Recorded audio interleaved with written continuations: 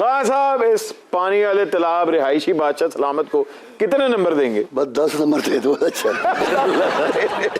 आमिर भाई, आप क्या कहेंगे ऐसे बादशाह सलामत की परफॉर्मेंस पे? बादशाह सलामत का पता कराना पड़ेगा।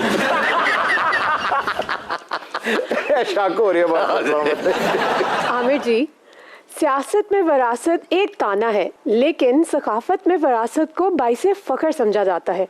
ये क्या तजाद है?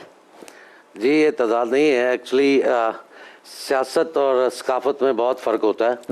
और बट साहब, सियासत शायद बिना सीखे भी की जा सकती है, सकाफत बिना सीखे नहीं की जा सकती। अरे वाह खान साहब, जब आप और मेहंदी हसन साहब गजल सरा हुआ करते थे तो ये सकाफती स्टॉक एक्सचेंज का रेट कौन खोलता सी? जिन्होंने ज्यादा उन्होंने प्यार जी, मगर हेड टू हेड चल रहे होते थे। बिल्कुल। अरे क्या बात। असल में सारा कुछ हमने अपनी ज़िंदगी में पहले तो अपने काम को प्यार किया, बाकी रेट वेट तो सब उसके पास है। इकट्ठे भी हम 3 महीने का टूर था हमारा, उसमें इंग्लैंड था और कनाडा और अमेरिका पूरा टूर किया 3 महीने का। तो उस वक्त ऐसा होता था कि हॉलों के खिड़कियाँ टूट जाती थी,